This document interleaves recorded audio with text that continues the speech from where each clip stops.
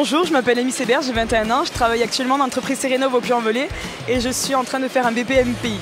Alors j'ai choisi ce métier parce qu'avant j'étais dans le commerce et j'en avais un peu marre. Et un jour j'ai fait un chantier avec mon père et c'est vrai que j'ai adoré ça. Après je voulais faire architecte d'intérieur, sauf que j'ai pas pu parce que les études elles étaient loin, ça coûtait cher. Du coup je suis allée en apprentissage et je me suis dit le métier qui va se rapprocher le plus ça va être plâtrier et peintre parce que on crée des espaces entre guillemets. J'ai aimé ce métier parce que c'est un métier manuel et j'aime créer quelque chose de mes mains.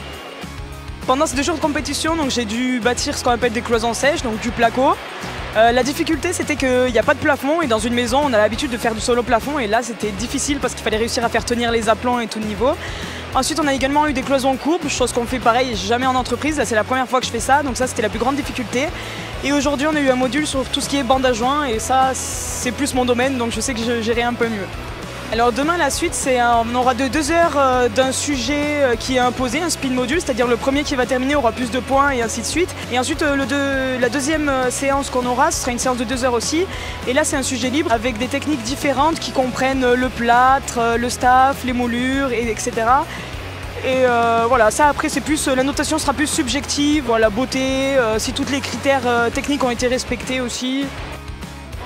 Alors plus tard je ne sais pas encore qu'est-ce que je vais faire, soit je fais un BTS mais dans ce cas il faut que je change d'entreprise et il faut que je trouve une autre ville et tout ça.